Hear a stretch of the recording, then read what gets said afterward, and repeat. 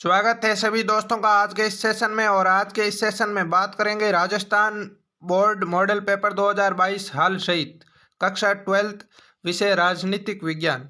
जी हाँ, संजीव डैश वर्ग के 9 मॉडल पेपर इस चैनल पर राजनीतिक विज्ञान और इतिहास के कक्षा 12th का पीपीटी मोड में अपलोड किए जाएंगे। आप सभी से निवेदन है कि हर एक सेशन को शिद्दत से देखिए और शिद्दत से मेहनत करिए। जी हाँ, आप सभी को ये भी पता होगा 3 मार्च 2022 से राजस्थान बोर्ड परीक्षाएं शुरू होने जा रही है। इसी को ध्यान में रखते हुए टुडे करंट इन्फॉर्मेशन पर हर एक मॉडल पेपर का विश्लेषण सहित रखा जाएगा आपके सामने। तो चलिए आइए आज के इस सेशन की शुरुआत करते हैं।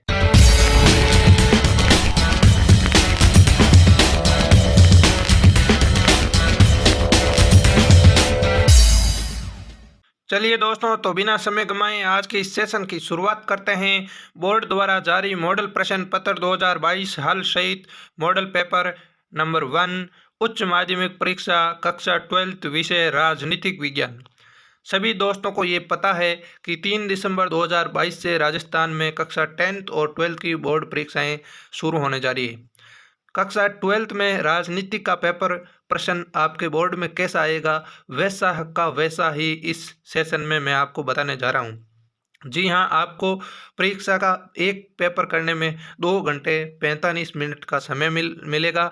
आपका एक पेपर 80 अंकों का होगा। अब प्रश्न कैसे आएंगे उसके अंदर वो मैं नीचे बताने जा रहा हूँ। आप सभी से निवेदन है कि हर एक सेशन को पूरा देखिए, प्रश्न बहुत अच्छे आएंगे। बिल्कुल आपको मेहनत जरूर करनी है। तो चलिए पहले क्वेश्चन की शुरुआत करते हैं। पहला क्वेश्चन है, निम्नलिखित प्रश्नों में उत्तर का सही विकल्प का चयन उत्तर पुस्तिका में लिखें। ठीक है ना। उसमें आपको 12 क्वेश्चन है, पहले के अंदर 12 हैं, 1 2 3 4 ऐसे है 12। तो मैं पहला है, उत्तर अटलांटिक संधि संगठन नाटो की स्थापना की गई, यानी स्थापना कब हुई? इसकी स्थापना दोस्तों 1949 के अंदर होती है। दूसरा प्रश्न है, शॉक थेरेपी किस वर्ष अपनाई गई? शॉक थेरेपी किस वर्ष अपनाई गई? तो आंसर होगा 1990 के अंदर शॉक थेरेपी अपनाई गई। नेक्स्ट दूसरे क्वेश्चन की बात करते हैं। दूसरा क्वेश्चन है, साप्टा संबंधित है। साप्टा संबंधित है, किससे संबंधित है? साप्टा सार्क से संबंधित है साप्टा। नेक्स्ट चौथा क्वेश्चन है, भारत में पहला परमाणु परीक्षण किया। भारत में पहला परमाणु परीक्षण किया गया कब दोस्तों?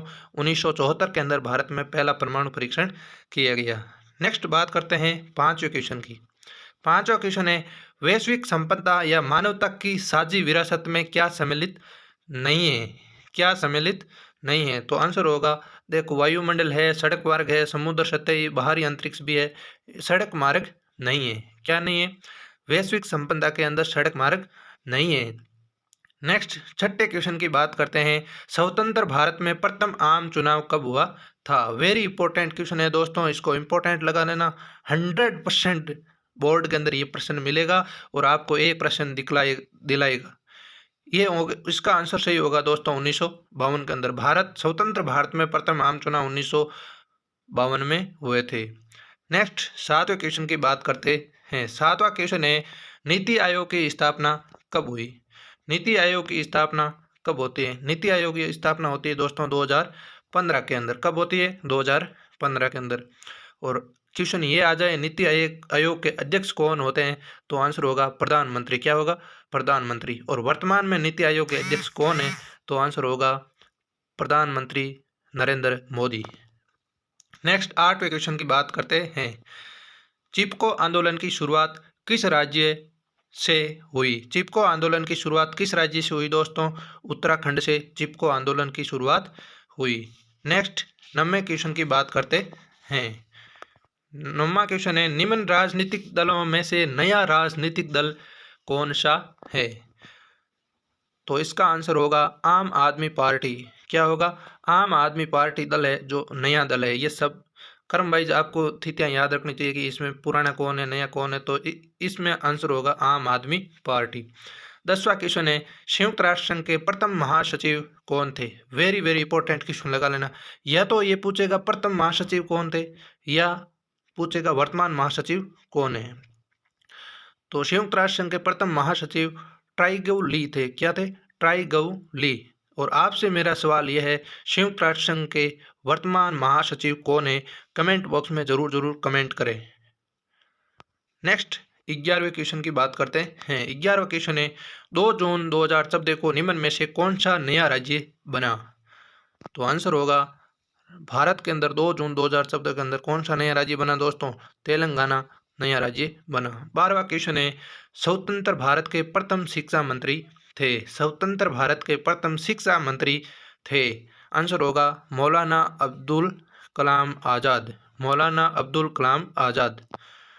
और मेरा आपसे यह प्रश्न है कि वर्तमान में भारत के शिक्षा मंत्री कौन है? कमेंट बॉक्स में ज़रूर ज़रूर लिखें।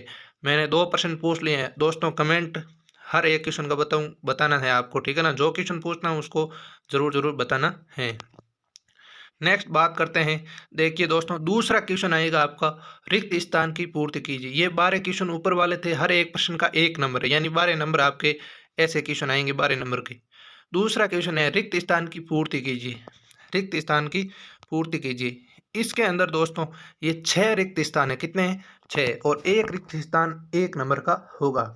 संयुक्त राष्ट्र संघ की सुरक्षा परिषद में 5 स्थायी और 10 अस्थायी सदस्य संख्या है। संयुक्त राष्ट्र संघ की सुरक्षा परिषद में 5 स्थायी और 10 अस्थायी सदस्य संख्या है।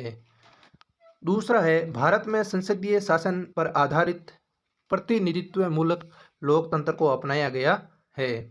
तीसरा है, प्रथम विश्व युद्ध सन 1914 से 1918 तक चला था। तीसरा है, रूस की 1917 की समाजवादी क्रांति के बाद क्या होता है दोस्तों? समाजवादी सोवियत गणराज्य अस्तित्व में आया।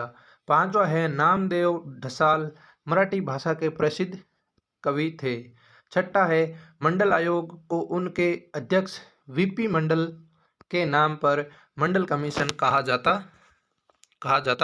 है। नेक्स्ट बात करते हैं अति लघुरात्मक प्रश्नों की।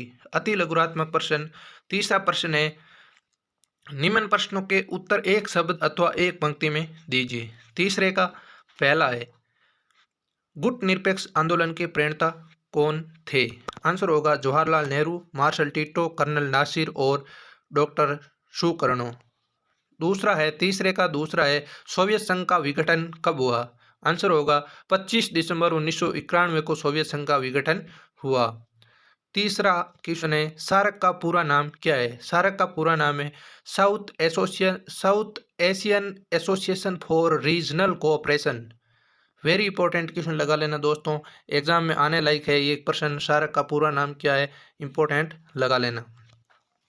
नेक्स्ट चौथे क्वेश्चन की बात करते हैं। द्विराष्ट्र सिद्धांत किस राजनीतिक दल द्वारा दिया गया था? द्विराष्ट्र सिद्धांत किस राजनीतिक दल द्वारा दिया गया था? तो मुस्लिम लीग द्वारा। मुस्लिम लीग एक राजनीतिक दल था और उसके समकालीन भारत के अंदर कांग्रेस राजनीतिक दल था। नेक्स्ट 5वें क्वेश्चन की बात करते हैं। प्रथम पंचवर्षीय योजना का कार्यकाल बताइए। प्रथम पंचवर्षीय योजना का कार्यकाल क्या है? 1951 से 1956 तक है।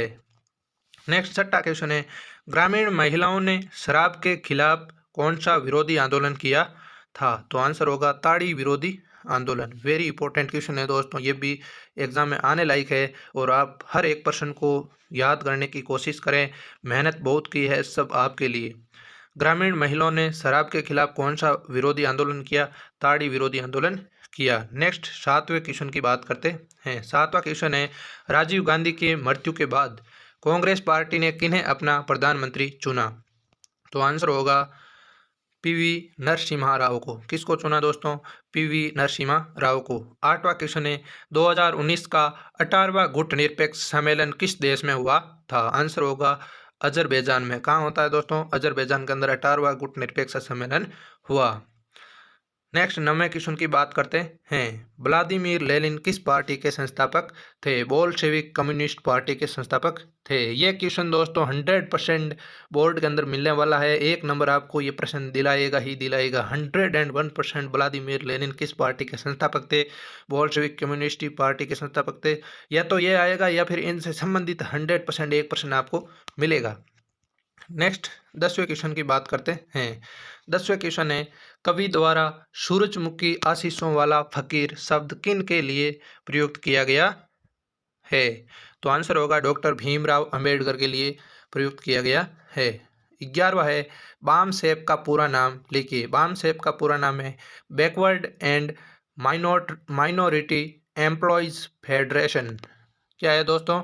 Backward and minority employees federation. Next 12वें क्वेश्चन की बात करते हैं। मिल्कमैन ऑफ इंडिया के नाम से कौन मशहूर है? मिल्कमैन ऑफ इंडिया के नाम से कौन मशहूर है दोस्तों? वर्गीज कुरियन प्रसिद्ध है। दोस्तों ये आपके 3 क्वेश्चन पूरे हुए हैं। कितने नंबर के 3 क्वेश्चन? 12 पहले के और 12 तीसरे के, 24 और 6 खाली स्थान। 30 नंबर के प्रश्न आपको बहुत सरल आने वाले हैं और इन 30 नंबरों को पूरा करने के लिए आपको मेहनत करनी पड़ेगी। खंड बे के अंदर आपके आएगा लघुरात्मक प्रश्न, उत्तर सीमा लगभग 50 होगी। और चौथा क्वेश्चन है, महाशक्तियों के छोटे देशों के साथ सैन्य गठबंधन के 2 कारण लिखिए। महाशक्तियों के छोटे देशों के साथ सैन्य गठबंधन के 2 कारण ये थे। महाशक्तियां इन देशों में अपने सैनिक अड्डे बनाकर दुश्मन के देश की जासूसी करती थी। और दूसरा कारण है, महाशक्तियों इन देशों के महत्वपूर्ण संसाधनों जैसे तेल और खनिज आदि पर अपना नियंत्रण बनाने हेतु इन देशों के साथ सैन्य गठबंधन रखती थी। नेक्स्ट 5वें क्वेश्चन की बात करते हैं। 5वां क्वेश्चन है, सोवियत संघ के विघटन के 2 कारण बताइए। सोवियत संघ के विघटन के 2 कारण बताइए। सोवियत संघ के विघटन के 2 कारण निम्नलिखित थे। पहला कारण था सोवियत संघ की राजनीतिक आर्थिक संस्थाएं अंदरूनी कमजोरी के कारण लोगों की आकांक्षाओं को पूरा नहीं कर सकी। और दूसरा कारण था सोवियत संघ की प्रशासनिक गतिरोधता, पार्टी के लिए जनता के प्रति जवाबदेही न रह पा जाना तथा भारी भ्रष्टाचार के कारण सरकार का जनाधार खिसकता चला गया। नेक्स्ट 6ठे क्वेश्चन की बात करते हैं। 6ठा क्वेश्चन है, दक्षेस संगठन के प्राथमिक 7 सदस्यीय देशों के नाम लिखिए। दक्षेस संगठन के प्राथमिक 7 सदस्यीय देश ये है। पहला है भारत, दूसरा पाकिस्तान, तीसरा बांग्लादेश, चौथा नेपाल, 5वां श्रीलंका, 6ठा मालदीव और 7वां भूटान। दोस्तों इन 7 सदस्यों की मैं इसी चैनल पर एक छोटी सी ट्रिक बनाकर शॉर्ट वीडियो में डाल दूंगा। नेक्स्ट 7वां क्वेश्चन है, रियो सम्मेलन के कोई 2 परिणाम लिखिए। रियो सम्मेलन के 2 परिणाम निम्नलिखित हैं। वैश्विक राजनीति के दायरे में पर्यावरण को लेकर बढ़ते सरोकारों को इस सम्मेलन में एक ठोस रूप मिला। दूसरा था, इसमें जलवायु परिवर्तन, जैव विविधता और वानिकी के संबंध में कुछ नियम आचार निर्धारित हुए। नेक्स्ट 8वें क्वेश्चन की बात करते हैं। समाजवादी दलों और कम्युनिस्ट पार्टी के बीच 2 अंतर बताइए। समाजवादी दलों और कम्युनिस्ट पार्टी में अंतर। पहला अंतर है, समाजवादी दल लोकतांत्रिक विचारधारा में विश्वास करते हैं जबकि कम्युनिस्ट पार्टी सर्वहारा के अधिनायकवादी लोकतंत्र में विश्वास करते हैं।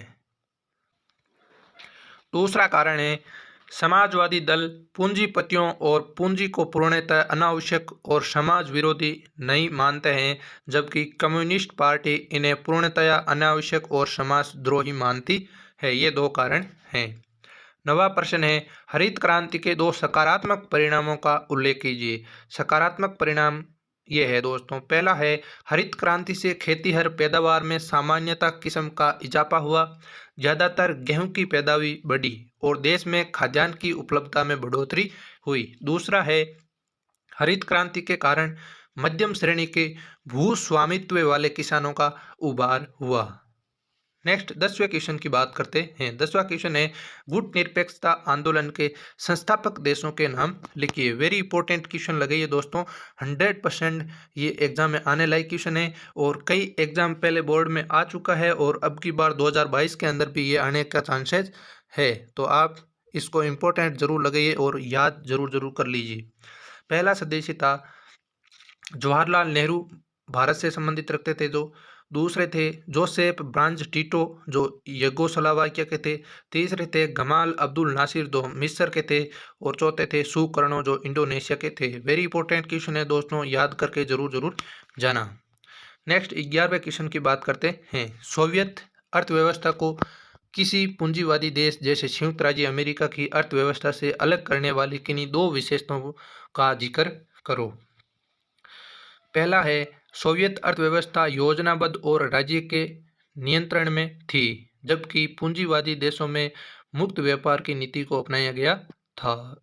और दूसरा है, सोवियत अर्थव्यवस्था समाजवादी अर्थव्यवस्था पर आधारित थी, जबकि संयुक्त राज्य अमेरिका ने पूंजीवादी अर्थव्यवस्था को अपनाया। ये दो विशेष सोवियत संघ की अर्थव्यवस्था और पूंजीवादी देशों की अर्थव्यवस्था को अलग बनाने की विशेषता है। अच्छा क्वेश्चन है, एग्जाम में आने लगेगी। नेक्स्ट 12वें क्वेश्चन की बात करते हैं। ऐसे दो मसलों के नाम बताइए जिन पर भारत बांग्लादेश के बीच आपसी सहयोग है। आंसर होगा भारत बांग्लादेश के बीच आपसी सहयोग के मुद्दे। पहला है, आपदा प्रबंधन और पर्यावरण के मुद्दे पर दोनों देशों ने निरंतर सहयोग किया है। और दूसरा है, आर्थिक संबंध के क्षेत्र में दोनों देश परस्पर सहयोगी रहे हैं। बांग्लादेश भारत की पूर्व की ओर देखो नीति का हिस्सा है। तो ये एक छोटा क्वेश्चन भी बन सकते हैं आपके कि पूर्व की ओर देखो नीति का हिस्सा है। नीचे ऑप्शन में देते बांग्लादेश, पाकिस्तान, जैसे नेपाल, भूटान। तो ये भी एक क्वेश्चन बनने लायक है। मैं छोटे क्वेश्चनों की बीच बीच में चर्चा करता रहूँगा, ठीक है ना। ये क्वेश्चन बन सकता है छोटा। नेक्स्ट 13वें क्वेश्चन की बात करते हैं। 13वां क्वेश्चन है, आतंकवाद सुरक्षा के लिए परंपरागत खतरे की श्रेणी में आता है या अपरंपरागत, उल्लेख कीजिए। आतंकवाद, आंसर होगा आतंकवाद सुरक्षा के लिए अपरंपरागत खतरे की श्रेणी में आता है। तो ये यहाँ पर दोस्तों छोटा क्वेश्चन बन सकता है कि आतंकवाद सुरक्षा के लिए कौन सी श्रेणी अपरंपरागत खतरे की श्रेणी में आता है। चूंकि ये नई छिपी हुई चुनौती है, इसका सामना परंपरागत सैन्य तरीकों से नहीं किया जा सकता है। इसी कारण वर्तमान में आतंकवाद से निपटने के लिए विश्व के राष्ट्र वैश्विक स्तर पर आपसी सहयोग का प्रयास कर रहे हैं। नेक्स्ट 14वें क्वेश्चन की बात करते हैं। 14वां क्वेश्चन है, क्या एकल पार्टी प्रभुत्व की प्रणाली का भारतीय राजनीति के लोकतांत्रिक चरित्र पर खराब असर हुआ। तो आंसर होगा हाँ, एकल पार्टी प्रभुत्व की प्रणाली का भारतीय राजनीति के लोकतांत्रिक चरित्र पर खराब असर हुआ, क्योंकि इसके कारण कोई भी अन्य विचारधारात्मक गठबंधन या पार्टी उभर कर सामने नहीं आ पाई। दूसरा है, इसमें राजनीतिक तानाशाही को भी बल मिला और लोकतांत्रिक मूल्यों का ह्रास हुआ। नेक्स्ट 15वें क्वेश्चन की बात करते हैं। 15वां क्वेश्चन है, बॉम्बे प्लान से आप क्या समझते हो। उत्तर होगा बॉम्बे प्लान 1944 में भारतीय उद्योगपतियों का एक समूह बॉम्बे में एकत्रित हुआ। इस बैठक में इन उद्योगपतियों ने नियोजित अर्थव्यवस्था चलाने का एक संयुक्त प्रस्ताव तैयार किया। इसे ही बॉम्बे प्लान के नाम से जाना जाता है। दोस्तों ये भी काफ़ी अच्छा प्रश्न है, एग्जाम में आ सकता है। मैं ये नहीं कहता हूँ कि ये आएगा, मैं ये कहता हूँ आ सकता है, तो याद जरूर करिए। नेक्स्ट बात करते हैं 16वें क्वेश्चन की। 16वां क्वेश्चन है, 1970 के दशक में इंदिरा गांधी सरकार किन कारणों से लोकप्रिय हुई थी। कोई दो कारण लेके। तो होगा 1970 के दशक में श्रीमती इंदिरा गांधी की लोकप्रियता के कारण। पहला कारण है करिश्मावादी नेता। वह भारत के प्रथम प्रधानमंत्री की पुत्री गांधी नेहरू परिवार की वास्तविक उत्तराधिकारी होने तथा देश की प्रथम महिला प्रधानमंत्री होने के कारण करिश्माई नेता के रूप में मतदाताओं में अधिक लोकप्रिय हुई। इसका वर्तमान में उदाहरण कहें तो वर्तमान प्रधानमंत्री श्रीमान नरेंद्र मोदी भी करिश्माई नेता के रूप में जाने जाते हैं। दूसरा है प्रगतिशील कार्यक्रमों की घोषणा। प्रगतिशील कार्यक्रमों की घोषणा, बैंकों का राष्ट्रीयकरण करना, पिरविपर्स को समाप्त करना तथा 20 सूत्री प्रगतिशील कार्यक्रम की प्रस्तुतिकरण से वह अधिक लोकप्रिय हो गई। ये भी दोस्तों काफ़ी अच्छा सवाल है, एग्जाम में आ सकता है। नेक्स्ट आप खंड 6 के अंदर दिगर उत्तरी प्रश्न आएंगे। उत्तर शब्द सीमा लगभग 100 रहने वाली है। कितनी रहेगी दोस्तों, 100 रहेगी। 17वां क्वेश्चन है, श्रीलंका के जातीय संघर्ष में किन की भूमिका प्रमुख है। ये अथवा के अंदर आएगा, इनके अंदर एक प्रश्न। और दूसरा होगा दक्षिण एशिया में द्विपक्षीय संबंधों को बाहरी शक्तियों कैसे प्रभावित करती है। यहाँ से दोस्तों अत्वा के अंदर शुरू प्रश्न होंगे और अंत तक अत्वा में चलेंगे, यानी इन दोनों में से एक करोगे तो पूरे में से पूरे नंबर मिलेंगे। तो इसकी आंसर की चर्चा करते हैं। देखिए दोस्तों, श्रीलंका का जातीय संघर्ष। श्रीलंका के जातीय संघर्ष में CNL बहुसंख्यवाद और आतंकवाद दोनों ही प्रमुख भूमिका रही। श्रीलंका में CNL समुदाय बहुसंख्यक है, जो अल्पसंख्यक तमिलों के खिलाफ CNL राष्ट्रवादियों का मनमाना था कि श्रीलंका में तमिलों के साथ कोई रियायत नहीं बरती जाने चाहिए, क्योंकि श्रीलंका सिर्फ CNL लोगों का है। तमिलों के प्रति उपेक्षा गरे बर्ताव से एक उग्र तमिल राष्ट्रवाद की आवाज़ बुलंद हुई और 1943 के बाद से उमर तमिल संगठन लिबरेशन टाइगर्स ऑफ तमिल इलम यानी लिट्टे ने तमिल इलम यानी श्रीलंका के तमिलों के लिए एक अलग देश की मांग की और श्रीलंका ने जातीय संघर्ष तेज होने लगा और विस्फोटक तथा व्यापक हत्याएं की जाने लगी। लेकिन सन 2009 में लिट्टे प्रमुख प्रभाकरण के सैनिक कार्रवाई में मारे जाने के पश्चात ये समस्या समाधान के कारगर पर है। ये दोस्तों काफ़ी कठिन सवाल है, फिर भी आपको याद करना है। अथवा के अंदर जो दूसरा क्वेश्चन था ये आपको पढ़ना है। दक्षिण एशिया में बाहरी शक्तियों द्वारा द्विपक्षीय संबंधों को प्रभावित करना। चीन और संयुक्त राज्य अमेरिका दोनों दक्षिण एशिया में द्विपक्षीय संबंधों को अत्यधिक प्रभावित करते हैं। पहला कारण था चीन की रणनीति साझेदारी पाकिस्तान के साथ है और ये भारत चीन संबंधों में एक बड़ी कठिनाई है। वर्तमान में भी ऐसा ही चल रहा है। दूसरा है शीत युद्ध के दौरान दक्षिण एशिया में अमेरिकी प्रभाव तेजी से बढ़ा। अमेरिका ने शीत युद्ध के बाद भारत और पाकिस्तान दोनों से अपने संबंध बेहतर किए। वह भारत पाक के बीच मध्यस्थ की भूमिका निभा रहा है। उसके प्रभाव स्वरूप ही दोनों देशों में आर्थिक सुधार हुए हैं और उदार नीतियों अपनाई गई और इससे दक्षिण एशिया में अमेरिकी भागीदारी ज़्यादा गहरी हुई और साथ ही इस क्षेत्र में सुरक्षा एवं शांति के भविष्य से अमेरिका के हित भी बंधे हुए हैं। नेक्स्ट बात करते हैं 18वें क्वेश्चन की। 18वां क्वेश्चन भी आपका अथवा में है। 18वां क्वेश्चन है साझी परंतु अलग अलग जिम्मेदारियों से क्या अभिप्राय है, हम इस विचार को कैसे लागू कर सकते हैं। अथवा में है वैश्विक पर्यावरण की सुरक्षा से जुड़े मुद्दे 1990 के दशक से विभिन्न देशों में प्राथमिक सरोकार क्यों बन गए। तो पहला का आंसर है साझी तथा अलग अलग जिम्मेदारियों से आशय। विश्व पर्यावरण की रक्षा के संबंध में साझी परंतु अलग अलग जिम्मेदारी से आशय यह है कि धरती के पर्यावरण की रक्षा के लिए सभी राष्ट्र आपस में सहयोग करेंगे, लेकिन पर्यावरण की विश्वव्यापी अपव्यय में विभिन्न राष्ट्रों का योगदान अलग अलग है। इसे देखते हुए इसकी रक्षा में विभिन्न राष्ट्रों की अलग अलग जिम्मेदारियां हैं। साझी परंतु अलग अलग जिम्मेदारियां के सिद्धांत को लागू करना। तो पहला है इसके अंदर विकसित देशों के समाजों का वैश्विक पर्यावरण पर दबाव ज़्यादा है और इसके पास विपुल प्रौद्योगिकी तथा वित्तीय साधन है, अतः ये देश अपनी विशिष्ट जिम्मेदारियां निभाएं।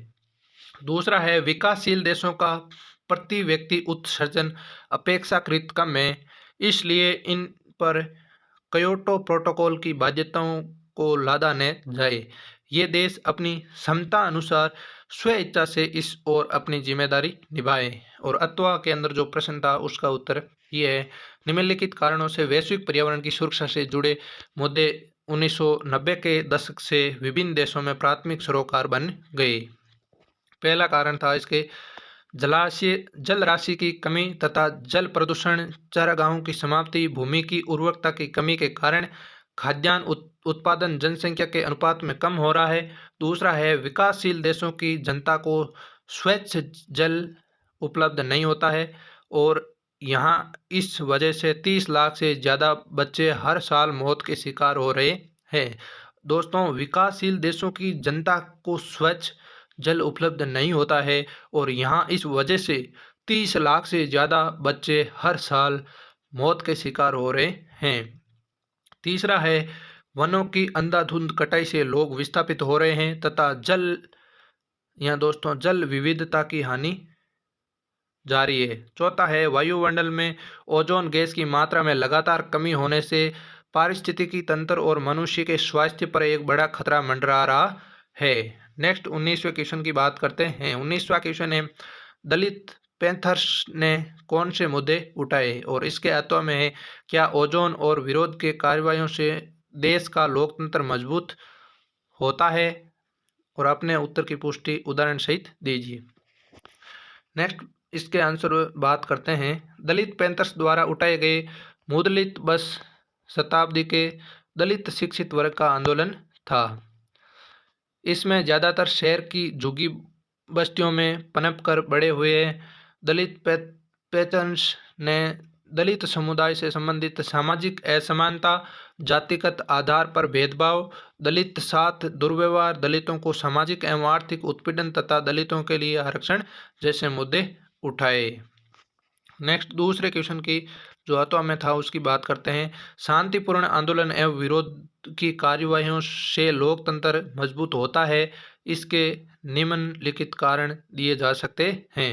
पहला है चिपको आंदोलन। पेड़ों की कटाई रोकने हेतु अहिंसक और शांतिपूर्ण तरीके से चलाया गया ये एक व्यापक जन आंदोलन था। सरकार इसकी लोकतांत्रिक मांगों के समकक्ष झुकी। दूसरा था वामपंथियों द्वारा चलाए गए किसान और मजदूर आंदोलनों द्वारा जन साधारण में जागृति उत्पन्न, राष्ट्रीय कार्यों में भागीदारी बढ़ाने में सफलता मिली। तीसरा है दलित पैंथर्स नेताओं द्वारा चलाए गए आंदोलनों ने आदिवासी, अनुसूचित जातियों, अनुसूचित जनजातियों और पिछड़ी जातियों में चेतना पैदा की। चौथा है आपके सामने उदाहरण, ताड़ी विरोधी आंदोलन ने नशाबंदी और मद्य निषेध के विरोध का वातावरण तैयार किया। इससे महिलाओं को विधायिका में दिए जाने वाले आरक्षण के मामले उठे, महिलाओं में राजनीतिक चेतना बढ़ी। ये दोस्तों ताड़ी आंदोलन आ सकता है एग्जाम के अंदर। ताड़ी आंदोलन का संबंध किससे था दोस्तों? नशाबंदी से था। किससे था? नशाबंदी से था। विशेष तौर से किससे? शराब से था। शराब को बंद करना था। नेक्स्ट 20वें क्वेश्चन की बात करते हैं। 20वां क्वेश्चन है कांग्रेस के प्रभुत्व का दौर समाप्त हो गया, इसके बावजूद देश की राजनीति पर कवि का असर लगातार कायम है, क्या आप इस बात से सहमत है? अपने उत्तर के पक्ष में तर्क दीजिए। अथवा के अंदर है मंडल आयोग का सविस्तार वर्णन करो। पहला क्वेश्चन है देश की राजनीति पर कांग्रेस का असर। देश की राजनीति से यद्यपि कांग्रेस का प्रभुत्व सम हो गया, परंतु अभी कांग्रेस का असर कायम है, क्योंकि अब भी भारतीय राष्ट्रीय राजनीतिक कांग्रेस के इर्द गिर्द रही है तथा सभी राजनीतिक दल अपनी नीतियों एवं योजनाएं कांग्रेस को ध्यान में रखकर बनाते हैं।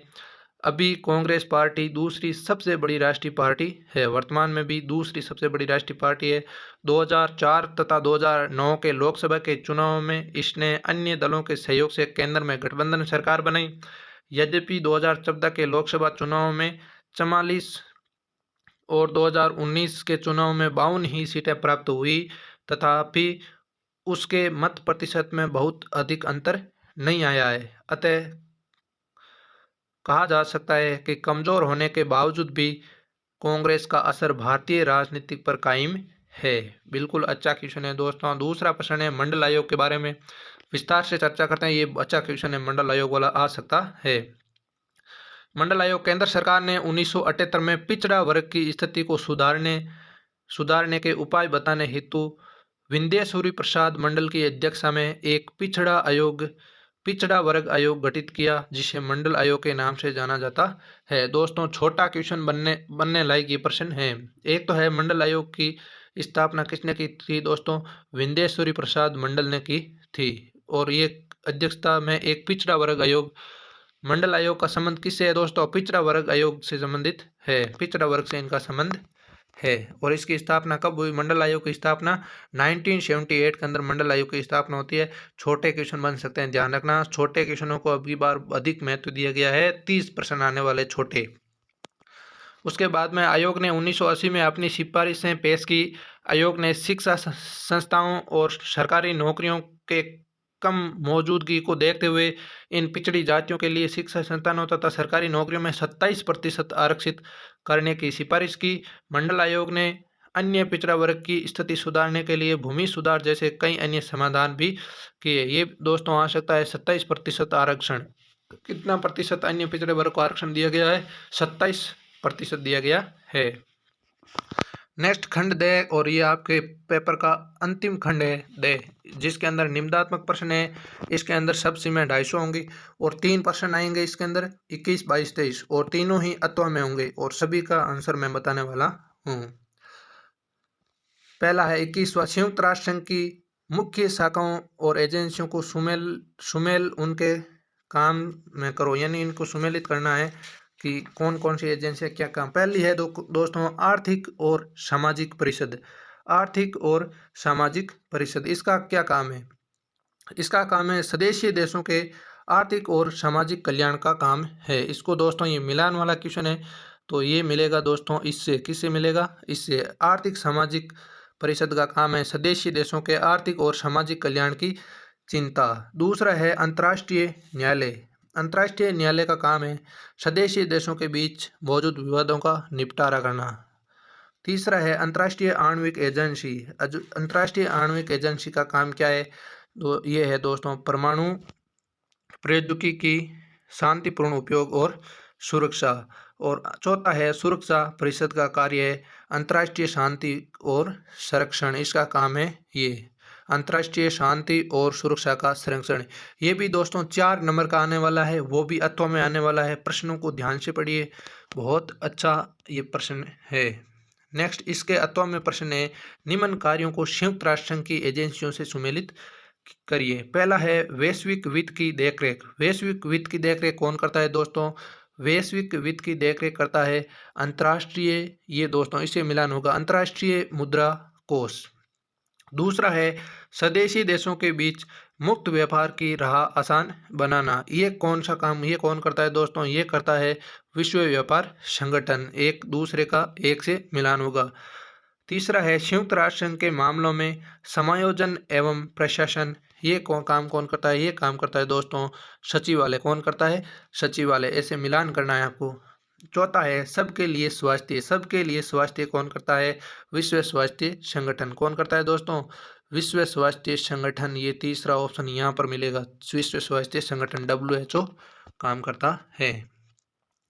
नेक्स्ट 22वें प्रश्न की बात करते हैं। 22वां प्रश्न है राज्य पुनर्गठन आयोग कब बना था? इसके प्रमुख कार्य एवं सिफारिशों का उल्लेख कीजिए। इसके अथवा में प्रश्न है राष्ट्र निर्माण की प्रमुख चुनौतियों का उल्लेख कीजिए। आज़ादी के समय देश के पूर्व और पश्चिम इलाकों में राष्ट्र निर्माण की चुनौतियों के लिहाज से मुख्य अंतर क्या थे? पहला है राज्य पुनर्गठन आयोग। राज्य पुनर्गठन आयोग का गठन भाषाई आधार पर राज्यों के पुनर्गठन की मांग के जोर पकड़ने पर केंद्र सरकार ने 1953 में राज्य पुनर्गठन आयोग का गठन किया गया था। इंपॉर्टेंट क्वेश्चन है दोस्तों। राज्य पुनर्गठन आयोग की स्थापना कब होती है? 1953 के अंदर नया राज्य पुनर्गठन आयोग की स्थापना होती है। राज्य पुनर्गठन आयोग का कार्य क्या है? ये भी दोस्तों ध्यान रखना, अच्छा प्रश्न है। राज्य पुनर्गठन आयोग का काम राज्यों के सीमांकन के मसले पर गौर करना है। राज्य पुनर्गठन आयोग की सिफारिशें क्या हैं, इन पर चर्चा करते हैं। राज्य पुनर्गठन आयोग ने ये सिफारिश की कि राज्यों की सीमाओं का निर्धारण वहाँ बोली जाने वाली भाषाओं के आधार पर होना चाहिए। इस आयोग की प्रमुख सिफारिश यह थी कि भारत की एकता व सुरक्षा भाषाई एवं सांस्कृतिक सहजातीय तथा वित्तीय प्रशासनिक विषयों पर उचित ध्यान रखते हुए राज्यों का पुनर्गठन भाषाई आधार पर होना चाहिए। इस आयोग की सिफारिश के आधार पर 1956 में राज्य पुनर्गठन आयोग अधिनियम पास हुआ, जिसके आधार पर 14 राज्य व 6 केंद्र शासित प्रदेश बने गए। अब नेक्स्ट है सिफारिशों का आलोचनात्मक विश्लेषण करते हैं। भाषाई आधार पर राज्यों का पुनर्गठन में अगर परिणाम निकले, इसे क्या फायदा हुआ? ये भी पहला हुआ दोस्तों एक लोकतांत्रिक कदम। भाषा के आधार पर तय राज्यों का गठन करना एक लोकतांत्रिक कदम के रूप में देखा गया है। दूसरा है सीमांकन का समरूप आधार। भाषावार पुनर्गठन से राज्यों के रोमांकन के लिए एक समरूप आधार भी मिला है। तीसरा है एकता पर बल। भाषावार पुनर्गठन से देश की एकता और ज़्यादा मजबूत हुई। चौथा है दोस्तों विभिन्न सिद्धांतों को विभिन्नता के सिद्धांत को स्वीकृत। भाषावार राज्यों के पुनर्गठन से विभिन्नता के सिद्धांतों को स्वीकृति मिली। नेक्स्ट अथवा में क्वेश्चन है आपके, स्वतंत्रता के समय भारत के समकक्ष आई राष्ट्र निर्माण की चुनौतियों की बात करते हैं। भारत को स्वतंत्रता के समय भारत के समकक्ष राष्ट्र निर्माण की निम्नलिखित 3 तरह की चुनौतियां आई थी। कितने तरह की? 3 तरह की चुनौतियां आई है। पहली चुनौतियां हैं राष्ट्रीय एकता और सुरक्षा की चुनौती। स्वतंत्रता के तुरंत बाद राष्ट्र निर्माण की तत्कालिक प्रमुख चुनौती भी भारत को एकता के सूज में बांधने की थी। यहाँ विभिन्न धर्मों, जातियों, वर्गों, भाषाओं और संस्कृति को मानने वाले लोग रहते थे। इनमें एकता कायम करने की एक चुनौती थी, क्योंकि हर क्षेत्रीय उप क्षेत्रीय पहचान को कायम रखते हुए देश की एकता और अखंडता को कायम रखना था। दूसरे देशी राज्यों को भारत संघ में विलीन करने की भी एक विकट समस्या थी। इस तरह स्वतंत्रता के बाद तात्कालिक प्रश्न राष्ट्रीय एकता और सुरक्षा को चुनौती का था। दूसरा है दोस्तों कि लोकतांत्रिक व्यवस्था को कायम करना। क्या है दोस्तों? लोकतांत्रिक व्यवस्था को कायम करना। देश के सामने दूसरी प्रमुख चुनौती लोकतंत्र को कायम करने की थी। स्वतंत्रता के बाद भारत ने संसदीय प्रतिनिध्यात्मक लोकतांत्रिक मॉडल को अपनाया। ये प्रश्न दोस्तों छोटा बन सकता है कि भारत ने स्वतंत्रता के बाद संसदीय प्रतिनिध्यात्मक लोकतांत्रिक मॉडल को अपनाया, छोटा क्वेश्चन बन सकता है। लेकिन अब देश के सामने ये चुनौती थी संविधान पर आधारित लोकतांत्रिक व्यवहार की व्यवस्थाएं चलन में आए ताकि लोकतंत्र कायम में रह सके तथा एक ऐसे समतामूलक समाज का विकास किया जाए जिसमें सभी वर्गों का भला हो सके। तीसरा कारण था आर्थिक विकास हेतु नीति निर्धारित करना। स्वतंत्रता के समय देश के समकक्ष तीसरी प्रमुख चुनौती थी आर्थिक विकास हेतु नीतियां का निर्माण करना था। अतः देश के सामने नीति निर्देशक सिद्धांतों के अनुरूप आर्थिक विकास करने और गरीबी को खत्म करने के लिए कारगर नीतियों का निर्धारण करने की चुनौती थी। नेक्स्ट बात करते हैं कि आज़ादी के समय देश से पूर्व और पश्चिम इलाकों में राष्ट्र निर्माण की चुनौती के लिए जैसे 2 मुख्य अंतर आज़ादी के समय देश की पूर्व पश्चिम इलाकों के राष्ट्र निर्माण की चुनौती के लिए अंतर निम्नलिखित थे। पहला कारण था पूर्वी क्षेत्रों में भाषाई समस्या अधिक थी, जबकि पश्चिम क्षेत्र में धार्मिक और जातिवाद समस्या थी। दूसरा था पूर्वी क्षेत्र में सांस्कृतिक एवं आर्थिक संतुलन की समस्या थी, जबकि पश्चिम क्षेत्र में विकास को चुनौती थी। नेक्स्ट हम बात करते हैं 23वें प्रश्न की। 23वां प्रश्न है 1960 के दशक में कांग्रेस पार्टी के संदर्भ में सिंडिकेट का क्या अर्थ है? कांग्रेस पार्टी किन मसलों को लेकर 1969 में टूट के शिकार हुई थी? और इसके अथवा में प्रश्न है 1971 के चुनाव और कांग्रेस की पुनर्स्थापना तथा उसके परिणामों पर टिप्पणी लिखिए। सिंडिकेट को अर्थ क्या होता है दोस्तों? कांग्रेसी नेताओं ने एक समूह को एक औपचारिक रूप से सिंडिकेट के नाम से पुकारा। वापस बोल रहा हूँ मैं, कांग्रेसी नेताओं ने एक समूह को एक अनौपचारिक रूप से सिंडिकेट के नाम से पुकारा। इस समूह के नेताओं को पार्टी के संगठन पर अधिकार एवं नियंत्रण था। सिंडिकेट के अगुवा के कामरेज थे। ये भी प्रश्न दोस्तों छोटा प्रश्न बन सकता है। सिंडिकेट के अगुवा कौन थे दोस्तों? के कामरेज थे। कौन थे? के कामरेज थे।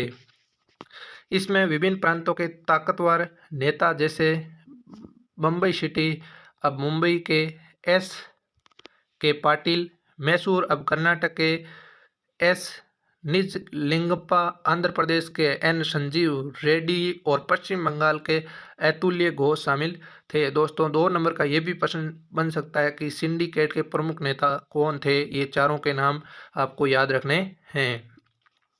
उसके बाद 1960 के दशक में कांग्रेस पार्टी के विभाजन या टूट के कारण 1969 में कांग्रेस के विभाजन एवं टूट के निम्नलिखित कारण रहे हैं। पहला कारण क्या है दोस्तों? इसको पढ़ते हैं।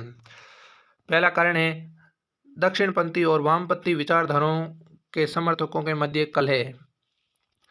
1967 के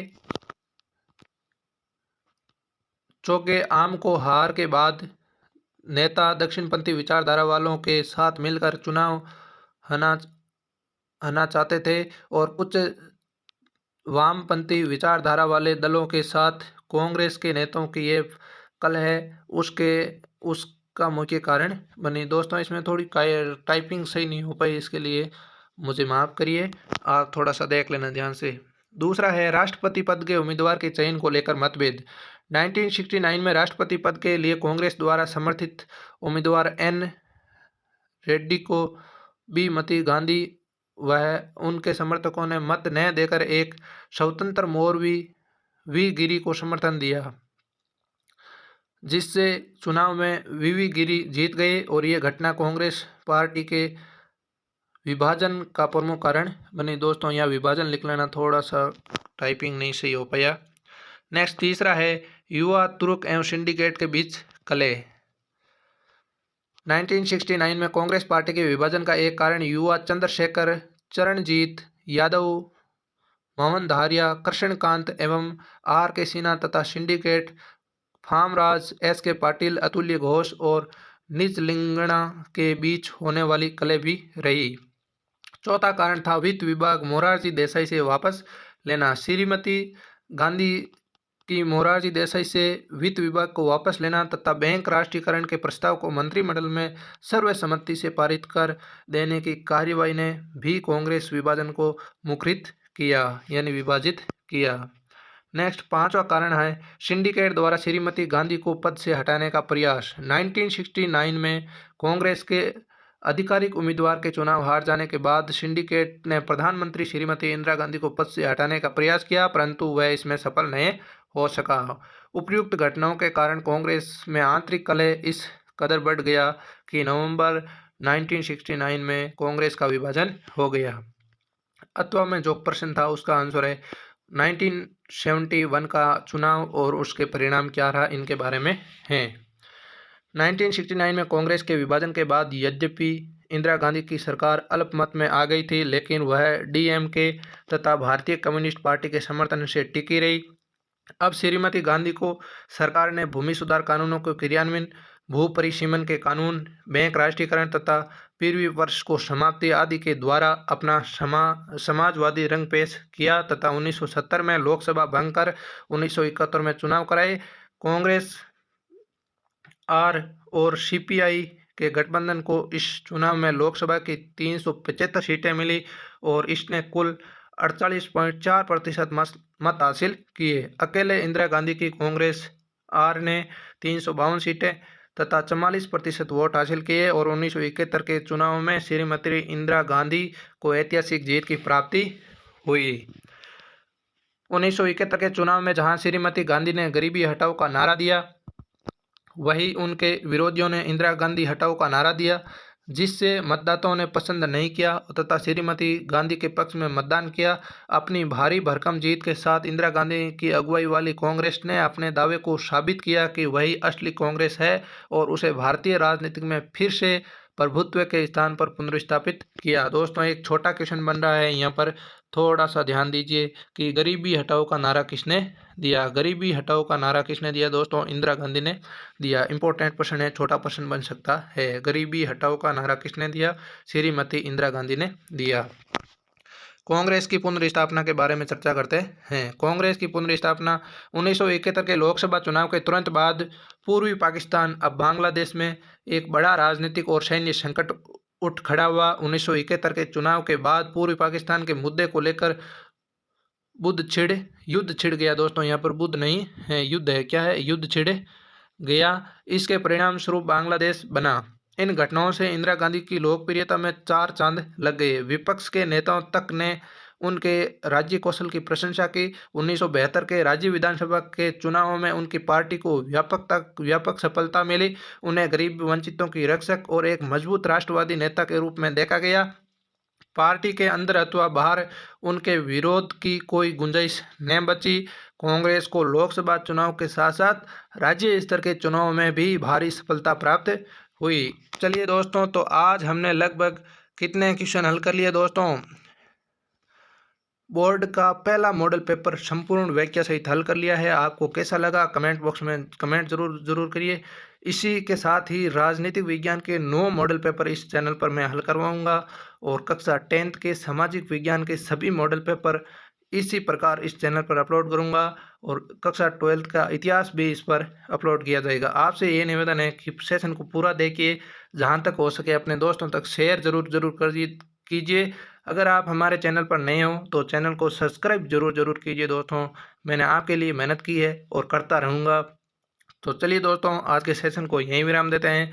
मिलते हैं नेक्स्ट सेशन के साथ, तब तक के लिए धन्यवाद। जय हिंद, जय भारत।